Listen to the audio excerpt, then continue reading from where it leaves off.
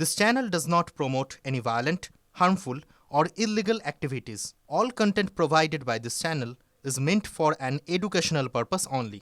দেনার দায়কে অপহরণের নাটক করলেন বিএলও। চাঞ্চল্য ছড়িয়েছে পূর্ব মেদিনীপুরের ময়না এলাকায়। এসআইআর আবহে ময়নায় বিএলওকে অপহরণের অভিযোগ একটা চাঞ্চল্যকর মোড় ঘটনার। গতকাল মানে বৃহস্পতিবার থানায় অপহরণের অভিযোগ দায়ের করা হয়। আজ সকালে বাড়ি ফেরার পরেই নয়া মোড় নেয় গোটা ঘটনা। বাড়ি ফিরে এসে প্রথমে ওই শিক্ষক তথা বিএলও তিনি দাবি করেন তাকে অপহরণই করা হয়েছিল। তবে কিছু সময় যেতে না যেতেই পুরো উলটপুরান পরিস্থিতি। কেউ অপহরণ করেনি, প্রচুর দেনা হয়ে গিয়েছিল। পাওনাদারদের হাত থেকে বাঁচতেই অপহরণের গল্প ফাঁদি ওই শিক্ষকই এমনটা দাবি করছেন। কয়েক ঘন্টা পর একেবারে 360 ডিগ্রি তার হোল বদল। দেনার দায়ে অপহরণের নাটক করলেন কি তাহলে বিএলও? তার কারণ এই ঘটনা ময়নায়, পূর্ব মেদিনীপুরের ময়না, সেখানে এসআইআর আবহে ময়নায় বিএলওকে অপহরণের অভিযোগ ওঠে। খুব স্বাভাবিকভাবেই এই ঘটনা চাঞ্চল্যকর মোড় নেয়।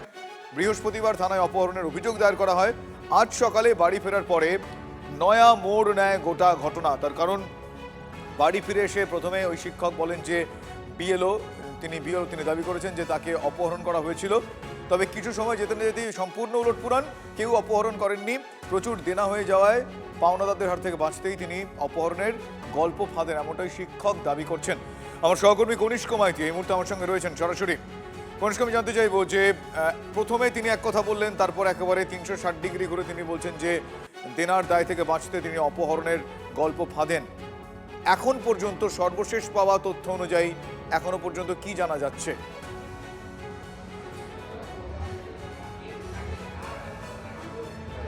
দেখো, এলাকা সূত্রে এবং থানার সূত্রে যেভাবে আমরা জানতে পাচ্ছি, তার এই যে শিক্ষক যিনি নিজেকে অপহৃত হয়েছেন বলে দাবি করেছিলেন, ফলে সেই শিক্ষক তিনি যে অপহরণের যে গল্পটা যে ফেলেছিলেন অন্তত পরিবারের কাছে বা স্থানীয় প্রশাসনের কাছে, সেই গল্পটা কার্যত তিনি রচনা করেছিলেন। কারণ কনিষ্ক, আমি দর্শকদের আরো আমি তোমার কাছে আসছি। আমি একবার জানাই যে যার ছবি আমরা দেখাচ্ছি, এই বিএলও শিক্ষক তিনি কি অপহরণের নাটক করলেন বললেন?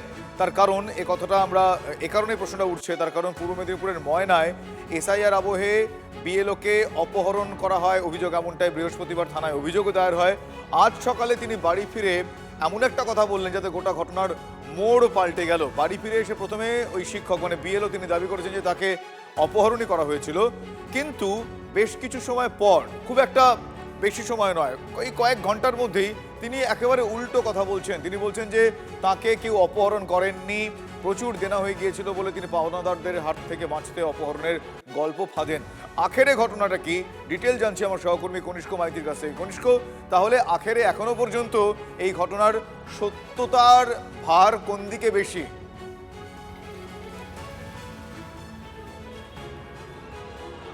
দেখো, যেমনটা স্থানীয় সূত্রে জানতে পাচ্ছি বা প্রশাসন সূত্রে যেমনটা আমরা তথ্য পাচ্ছি, মূলত তার দেনা হয়েছিল, ফলে সেই দেনাদার বা পাওনাদারদের থেকে বাঁচতেই কিন্তু এই অপহরণের পুরো গল্পটা তিনি রচনা করেছিলেন।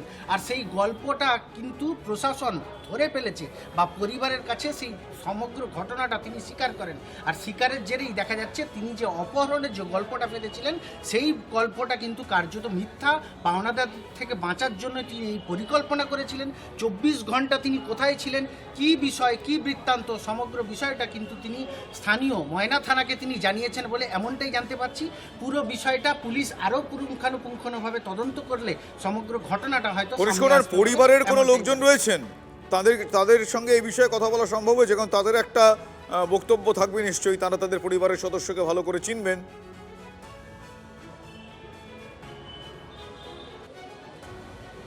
একদম সুব্রতা স্ত্রী যেমনটা দাবি করেছেন, গতকাল তিনি স্কুলের উদ্দেশ্যে বেরিয়েছিলেন 11টা নাগাদ, ফলে সেই স্কুলে যাওয়ার পথে স্কুল আর পৌঁছননি, মাঝ রাস্তা থেকেই তিনি কার্যত নিখোঁজ হয়ে যান। স্কুলে পৌঁছানোর বিষয় থেকে শুরু করে অর্থাৎ সকাল 11টা থেকে আজকে পর্যন্ত তার যে এই সমগ্র ঘটনা, সেই ঘটনা নিয়ে রীতিমতো প্রশ্ন ওঠে। এবং আমি তাদের মুখ থেকেই শুনি তারা কি বলছেন। অপহরণের ঘটনাটা ঘটেছিল আমার সঙ্গে, সেই ঘটনাটা সম্পূর্ণ মিথ্যা। কারণ হচ্ছে আমার কাছে কিছু লোক টাকা পয়সা পায়, গতকাল দেওয়ার কথা ছিল, আমি দিতে না পারায় নিজে থেকে বাইরে চলে যাই। আমি বাইরে থেকে ঘুরে এসে আমি একটা প্ল্যান করে একটা মিথ্যা ঘটনা বানিয়ে বলি সবাইকে, মিডিয়াকে, বাড়িতে সবাইকে বলি। কি করব না ভেবে আমি হঠাৎ দেখছিলাম বর্ধমান লোকাল ছাড়বে, আমি বর্ধমান লোকালে আমি চলে যাই। কিন্তু কিছু যাওয়ার পর হচ্ছে আমার মানে খারাপ লাগলো। আমার মনে হয় যেন আমি এটা মানে ভুল কাজ করছি। তারপরে ঘরের বাড়ির লোকের জন্য আমার খুব মনটা খারাপ লাগলো। তাই আমি মগা স্টেশন থেকে আমি বাবা ব্যাক করি হাওড়াতে এসে নিজে সুইচ অন করে আমি একটা মিথ্যা ঘটনা বাড়িতে বানিয়ে দিই। দেখুন, অর্থ সবার জীবনে প্রয়োজন।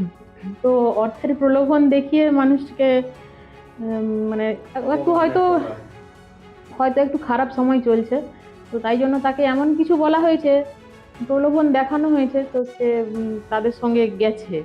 অচেনা মানুষ, তখন হয়তো বোধ বুদ্ধি হারিয়ে গেছিল না কি, আমি সেটা বলতে পারবো না। তবে আমার কাছে তো জিনিসটা আশ্চর্যই লাগছে। যারা নিয়ে গেছে তারা কোনো ক্ষতি না করে, কিছু না করে ছেড়ে দিল। তাছাড়া আমাদের কাছেও কোনো যে এইটা চাই ওটা চাই বলে কোনো খবর আসেনি।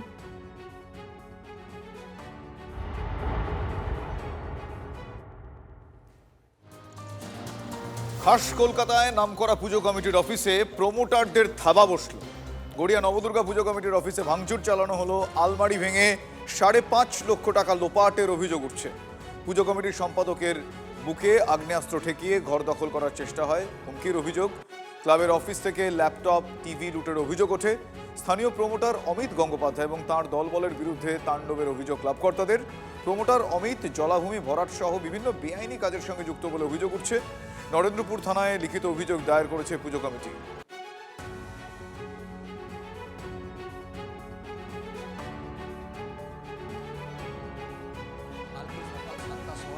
আমাদের এখানে কুখ্যাত দুষ্কৃতী অমিত গাঙ্গুলির নেতৃত্বে প্রায় 50টা ছেলে আর্মস নিয়ে এসে আমাদের পুজো কমিটি ভাঙচুর করেছে। যত 5.5 টাকা ক্যাশ নিয়ে চলে গেছে। আমাদের ল্যাপটপ, আমাদের টিভি, আমাদের এসি, যা কাগজ ডকুমেন্টস ছিল ভেঙে দিয়ে নিয়ে চলে গেছে। উন্নত ধরনের রিভলভার ছিল, ওরা আমার এই থেকে যে বুকের মধ্যে হুমকি দিয়ে গেছে আমাদের যারা ক্লাবের সিনিয়ররা তাদেরকে মার্ডার করে দেবে। এই ঘরটা দখল করতে চাইবো। উনি প্রমোটিং করে, উনি বড় গুন্ডা হেনকার, বড় মাফিয়া রাজ করে চালাচ্ছে গড়িয়াতে। উনি বলে রেখেছে কালকে কি আমাদের কোনো পলিটিক্যাল লিডার, কোনো পুলিশ প্রশাসন কিছু করতে পারবে না। উনি উনি মানে বহুত বড় গুন্ডা হেনকার। পলিটিক্যাল নেতা আমার নাম বলতে পারছি না, কথা বললেন, ওনার মাথাতে কেউ কারো হাত আছে, নাহলে এই কাজটা করেন কি করে উনি। আমরা চাইছি অ্যারেস্ট করতে চাই, ওকে করতে হবে, অমিত গাঙ্গুলিকে অ্যারেস্ট করতে হবে। আমাদের সাথে ওর কোনো সম্পর্ক নেই। ওর কার্যকারিতার জন্য আমাদের ক্লাব বলুন, পুজো কমিটি কেউ কথা বলে না। ম্যাক্সিমাম অন্তত 80% ছেলে অ্যাভয়েড করে ওকে। ও এই এলাকা শুধু না, সোনারপুর বলুন, বলুন, ও একটা মানে নিকৃষ্ট মানে দুষ্কৃতি বলতে পারেন। ইললিগাল যত কনস্ট্রাকশন আশেপাশের সমস্ত পুকুর ভরাট করছে। আমরা সব বলি, সব কিছু করি, এনে অনেক কিছু হয়েছে, পুলিশের কোনো রকম, এটা নরেন্দ্রপুর থানা, ওর অফিস, ওর সব কিছু টার্গেট। ওর এখন নদী নালা, পুকুর, খাল, বিল, নদী নালা, ড্রেন, এটাও ওর টার্গেট। ওর এগেনস্টে ক্রিমিনাল কেস কমসে কম 100টা আছে। ক্রিমিনাল কেস ওর এগেনস্টে 100টা আছে, অথচ বহাল তবিয়তে সে ঘুরে বেড়াচ্ছে। আমার নামে অমিত গাঙ্গুলি যে কালকে আমাদের ক্লাবের পূজা অফিসটা ভাঙচুর করেছে এবং আমাদের বিভিন্ন সদস্যদের আগ্নেয় অস্ত্র দেখে এবং টাকা পয়সা লুট করে নিয়ে চলে গেছে। আমরা সেই পরিপ্রেক্ষিতে থানাতে একটি কমপ্লেন দিয়েছিলাম, নন্দপুর থানায়। আমি জানি যে এটা হবে, কেন আমি নিজের একটা প্রশাসনে ছিলাম। তো ও যে অভিযোগটা করেছে, যে সেই অভিযোগটা সম্পূর্ণ ভিত্তিহীন, কারণ আমি ওর কাছে জীবনে যাইও নি আর চাইও না।